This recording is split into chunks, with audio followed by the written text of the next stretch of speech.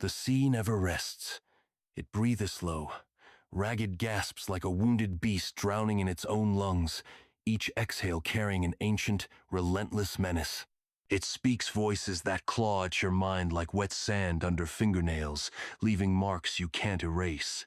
And sometimes, in the moonless hours, it's Teresa gaze that pierces through bone, straight into your core. I saw that look in my grandfather's eyes. Nicholas Archer, a man whose life dissolved into the ocean's depths. His death a secret swallowed by the waves. I still remember the night he came back from his final voyage. I was young, but the image of his study sticks with reek of salt and decay. Maps with lines that trailed off into nothing, like threads of fate unraveling.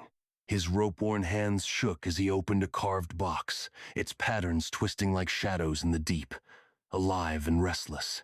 Inside was an amulet black, warm to the touch, as if it held someone else's life, its symbols wriggling under your stare like worms beneath skin. "Jack," he said to my dad. His voice cracked like a ship that had weathered too many storms. "Don't touch it, and stay the hell away from Lunar Cove. Nothing there but eyes." A week later, they found him on the shore. Slime coated his body, melting under the sun like the breath of something unseen, and in his clenched fist was a scrap of paper with one word: eyes. Back then, I didn't know it would become my curse that the blood tying us together already ran through me, like ink in the veins of a writer I never became, though I dreamed of it until my last breath. The sun sank into the sea, staining the water with crimson streaks, like blood from a fresh cut. I, Ethan Archer, stood on the deck of the Neptune, gripping the railing until the wood groaned under my fingers. The wind carried a stench of rothic sour, burning my throat, and an old fear, a fear of water, rose from the depths of my memory, squeezing me tight. We, Jack, Alex, Anna, and Hank, had set out to celebrate finishing college, but I was chasing something bigger. A story to pull me out of the shadows, to make me a writer whose name people would whisper. I'd dreamed of it since the day my dad tossed my first manuscript into the fire, saying, "Words aren't life, Ethan. Live in the real world." Water had haunted me since I was 7. I nearly drowned in a lakeweed wrapped around my legs, dragging me down, shadows flickering in the murky depth sand. I screamed until my lungs burned with cold. From then on, I wrote to drown out that terror, to prove I could build something greater than fear. Jack talked me into this trip, an adventure. "Ethan," he said, slapping my shoulder with a wide grin that hid the darkness in his eyes' darkness he'd inherited from Grandpa that night with the box. Jack borrowed the yacht from Nicholas. He laughed off the old man's journals, called them the ravings of a lunatic. But I saw his fists clench whenever Lunar Cove came up. There was a mystery he wanted to crack to prove Grandpa hadn't lost his mind, that the blood in his veins meant something. Alex was at the helm, humming an old tune that sounded like a goodbye. Wind whipped his long hair, but behind his bravado lurked a fear of being alone. He'd once told me how his mom walked out, leaving him in an empty house with a note. "Sorry, I can't." Echoes became his shadow, and silence scared him more than death. "Ready for the ride?" he shouted, and I nodded, though my heart pounded unevenly, like a drum before a fight. Anna sat with a marine biology book, clutching the pages until they crumpled. She'd lost her brother Jimmy. To the sea a storm took his boat, and she stayed home, terrified of waves, denying anything numbers and facts couldn't explain. But her eyes betrayed a longing for him, the kid who sang her to sleep. Her voice came out firm yet fragile, like glass about to shatter, as she stared at the water. Hank sat in the corner, his face a map of wrinkles carved by wind and salt. He knew Grandpa better than anyone, had been with him the night it all started. "Some secrets are better left alone," he said, looking at Jack with a weight that had lived in him for decades. Long ago, he'd promised Nicholas to watch over his bloodline, and that promise dragged him back to the sea he'd sworn to forget. The scar on his handle deep, like a knife's mark was a reminder of what he couldn't stop. We sailed into Lunar Cove at dusk, the sky blazing red, the water a mirror hiding its secrets. But something stirred beneath shadows, thin and quick, darted like memories slipping through your grasp. A chill hit me, though I blamed the wind howling through the rigging. Alex built a fire on the beach, the flames casting shadows too long, too jagged to be ours. We sat close, and for a moment, I felt warmth not from the fire, but from them, people who'd become more than family. Anna smiled, her first of the day, recalling how we'd argued about stars until dawn, her gaze softening. Alex clapped my shoulder. "You'll write about this, Ethan, and I'll be the first to read it." Jack winked. "If you don't drown first," we laughed. The last bright spark before the dark. Hank spoke as the embers dimmed, his voice low like a rumble from the deep. He inhaled, as if words could hold us back from the edge Nicholas had crossed. "Ever hear the legend of this cove?" he asked, a shadow of the past flickering in his eyes. The eyes of the abyss lived here things older than light, alien to anything we call life. Priests offered sacrifices, giving blood and sanity to see through their eyes, to peer into the void beyond the stars. They made the eyes of the dipamulets that bridged worlds, living things that picked their bearers. One was lost here when a priest leapt into the water, screaming about a mind slipping away like sand through his fingers. Anna snorted, her skepticism a shield against fear. "Fairy tales.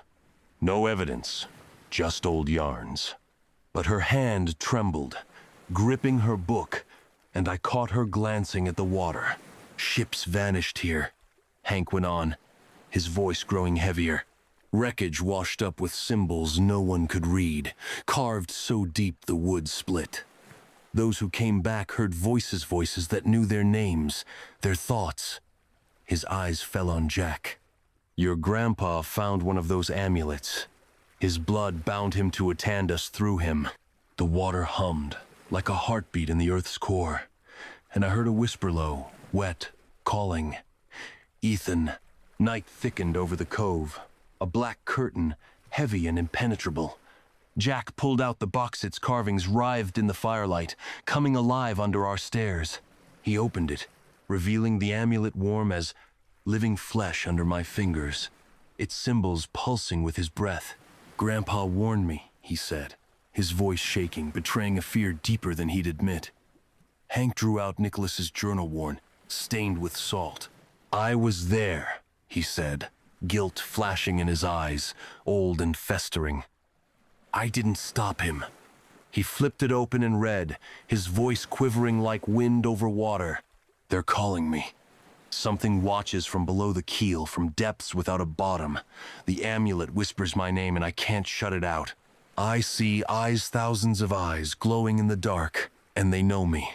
Anna stood, her movements sharp, like she was fighting herself. "It's psychosis. Exhaustion, booze. That's all," she said. But her voice faltered as the water's hum grew louder, sinking into our skin. "Jimmy would have laughed at me," she added softly, tears glinting, a memory of her brother's laugh lost in that storm. Alex turned to the water, his face pale. "You hear that?" he asked, and the ground shivered beneath us, like something woke below. I felt Grandpa's blood stir in me, hot and alive, tying me to whatever lay ahead. The wind sharpened, bringing a stench of decay-rotting seaweed mixed with something acrid, like rust on your tongue.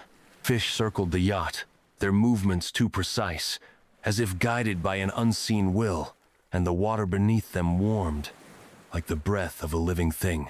I glimpsed a shadow-long fluid it flashed under the surface, gone when I blinked, leaving ripples that wouldn't fade. Anna stood at the rail, staring down, her face white as chalk. "That's not my reflection," she said, stepping back, her voice trembling.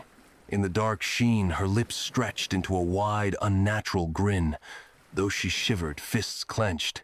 "Just a trick of the light," she muttered, but her eyes screamed terror, and I heard her whisper, "Jimmy, you'd sing to me now." a memory of her brother, her last comfort. A whisper cut through the wind's howl, Ethan low, wet, like breath from the deep.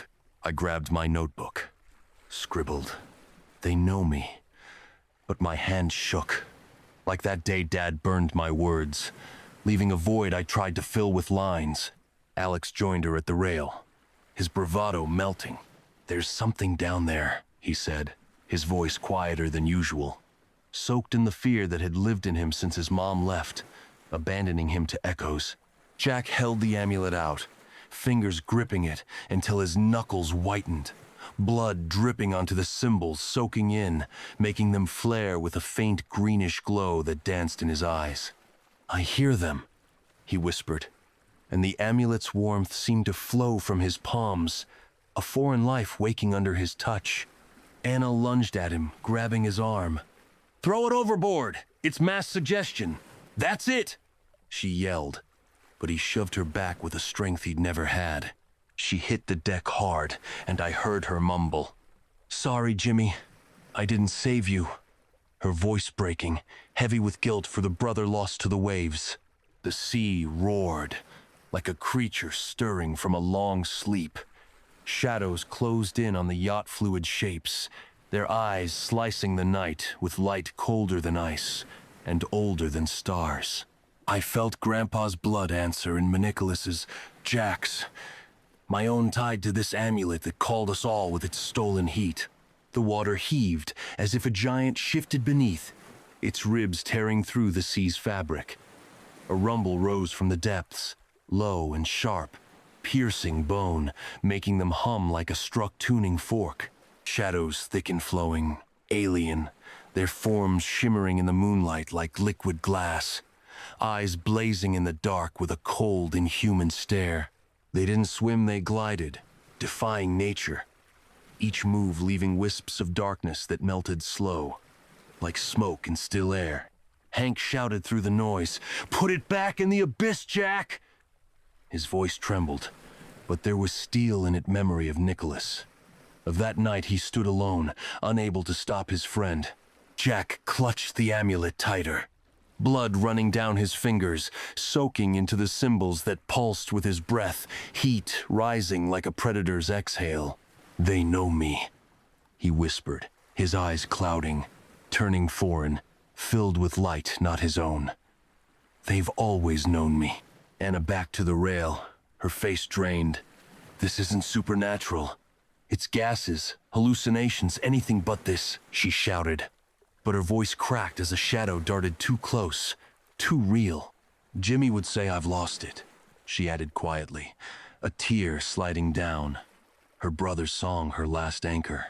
Alex stumbled toward the helm, slipping on the wet deck. "We're getting out of here," he yelled, but his hands shook, and I heard him mutter, "I don't want to be alone."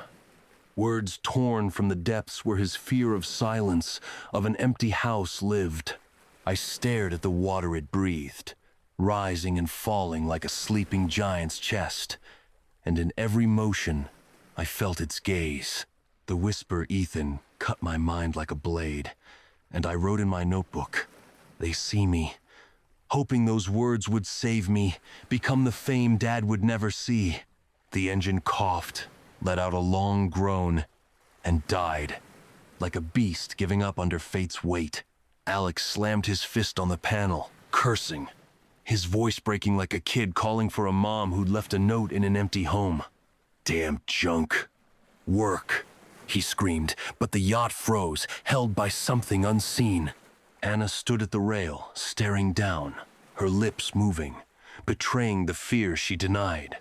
Her reflection grinned back wide, unnatural though she trembled, gripping the rail until her nails left marks. "It's an illusion, light playing tricks," she whispered, but her voice wavered, and I heard, "Jimmy, you'd sing to me," words she carried like a wound. The whisper Ethan came from inside, from the depths of my mind, low and wet, like the sea's breath. I turned, expecting someone behind me, but there were only shadows too long, too twisted to be ours, moving when we stood still. A wave slapped the yacht, leaving slime on the rail thick, glistening, stinking of rotting flesh and rusted iron, alive as it writhed. I recoiled, remembering the lake, the weeds. Dad's voice words aren't life burning my dreams that day. Jack stood mid-deck, holding the amulet like a priest with a cross facing a demon. "They're calling me," he whispered, his lips curling into a smile I didn't know. The amulet's warmth radiating from his hands. A ghost of stolen life. Hank grabbed my shoulder, fingers digging in. "Your grandpa's blood's in him and in you, Ethan." "The amulet knows its own," he said, his scar alive in the dim light, a memory of guilt festering for decades. We locked ourselves in the cabins, but the silence pressed harder than sound, wrapping around us like water at depth. I lay on my bunk, shut my eyes, and sleep came fast heavy, sticky, like tar. I sank in black water, warm as blood but thick, coating me, merging with my skin. Thousands of eyes stared from the dark, their light slicing my mind, peeling back memories, the lake, weeds, Dad burning my story, me screaming that words were my life. They hissed my name, rolling it on tongues that shouldn't exist, and I yelled, but water flooded my mouth, turning my cry to a gurgle. I woke, gasping, coughing, the floor beneath me wet, though the porthole was shut. Tracks led to the door narrow, webbed, like a frog's but longer, curved, with drops of slime glowing faint green, warm as the hope Dad might read my lines. I touched one, and for a second, it twitched, alive. A knock came from the next cabin. I burst in on Anashe, sat on her bunk, hands clutching her head, hair damp though she hadn't been outside. "They were here," she whispered, pointing to her pillow where slime shone like mercury, reeking of the sea. "Jimmy sang to me before that storm," she added, her voice cracking with love and guilt, her brother's shadow, one she couldn't save. Jack wasn't sleeping. I found him at the porthole, staring into the night, muttering words that scratched the air like nails on glass. Fresh scratches covered his arms, deep, like he'd carved something out of himself. And the amulet sat on the table, warm as breathing flesh, its symbols pulsing with his murmurs. "I see them," he said, his voice not his own, a chorus rising from the depths. Morning came with gray light seeping through clouds, not banishing the dark, but making it sticky, like webs on skin.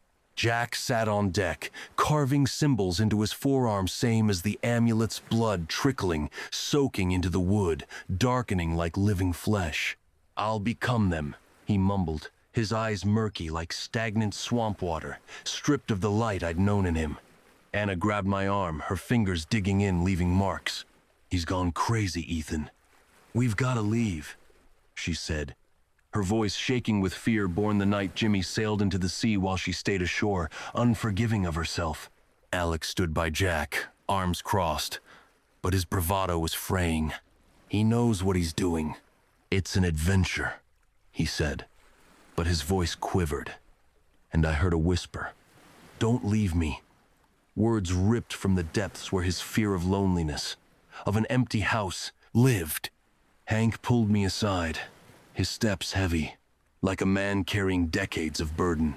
"The amulet chose his blood, like it chose Nicholas's," he said quietly, out of Jack's earshot, his scar throbbing like a living wound, a memory of the night he lost his friend.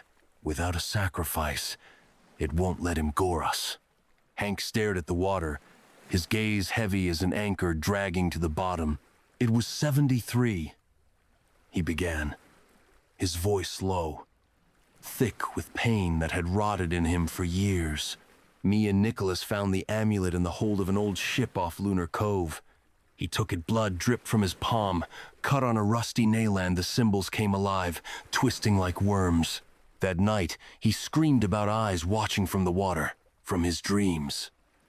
I wanted to chuck it overboard, but he grabbed my arm and said, 'It knows me, Hank.' We tossed it into the sea, but by morning, it was in his cabin, coated in slime that stank of rot, warm, like it had swallowed his life. I didn't stop him. He walked into the water, and I stood there, watching the waves close over him. Tears gleamed in his eyes, and he clenched his fist. I loved him like a brother. Now he's back for you, for the blood that binds us all. I came with you to end this, to do what I couldn't then. Night fell over the cove like a black shroud, the moon hanging low, its light slashing the water into a cracked mirror. The eyes of the abyss returned their glow, pierced from the depths, like beacons in fog. But it was a light that lured to doom, not salvation. They circled the yacht, their fluid forms glinting in the moonlight, trailing wisps of darkness, and the rumble grew into a rhythm that shook the planks beneath us, sparking pain in my chest, like my heart was breaking under its weight. Alex stood at the engine, hands greasy, face slick with sweat. "It's starting!" he shouted, a thread of hope in his voice, fragile as a spider web snapping in the wind. He turned the key.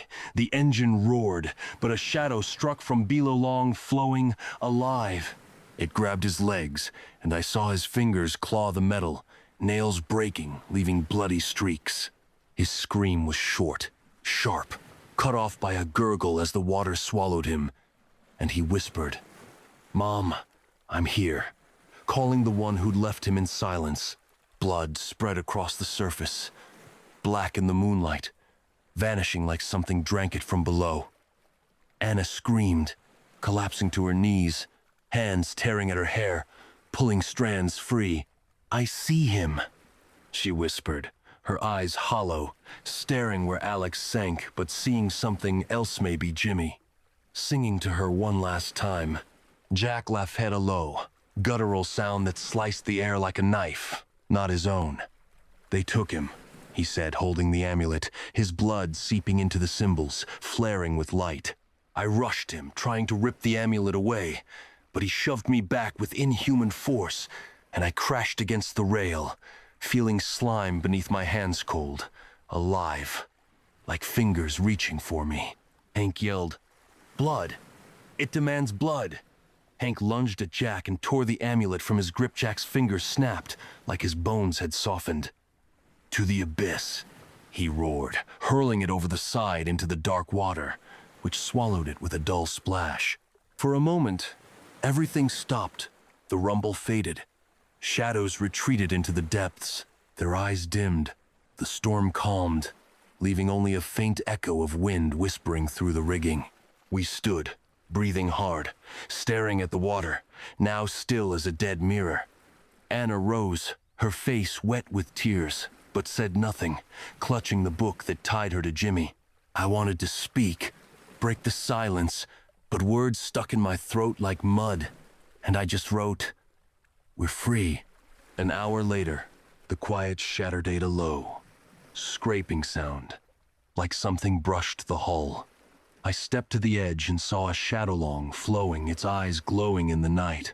It rose from the water, its fingers woven of slime and darkness, placing the amulet on the deck. Slime dripping, stinking of rot and death, its warmth alive, like flesh that stole our breath. Anna grabbed a knife from the floor, her movements frantic. "We'll destroy it!" she cried, raising the blade, but it slipped from her hand, clattering on the deck. "Blood calls it," Hank said, his voice soft, heavy with fate, his eyes on me with a weight I didn't want to bear. Jack broke free of the ropes we'd tied him with, snapping them like paper, his arms covered in symbols deep, carved to the meat, blood flowing, feeding something unseen. He snatched the knife from Hank's hand and started cutting himself with precision, tracing the amulet's patterns. "I'll see them," he whispered, his voice blending with the rumble returning from the depths, a low, wet chorus. Hank and I charged him.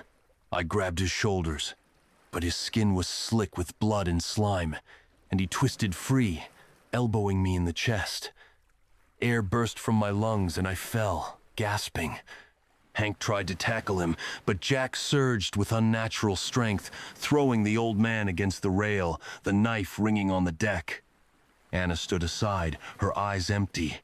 "Let him go," she said quietly, her voice thick with pain for Jimmy, lost the same way. Jack stepped to the deck's edge, amulet in one hand, knife in the other. His chest a map of symbols faintly glowing green, like rot in a forest. "They're waiting," he said, his voice a chorus of dozens speaking through him. He stepped over the side, and the water closed over him with a dull splash, shadows rushing to him, flashing in the depths like lightning in a black sky. The sea bellowed, the yacht shuddered, and I felt something release use an unseen weight lifted. But I knew it wasn't over.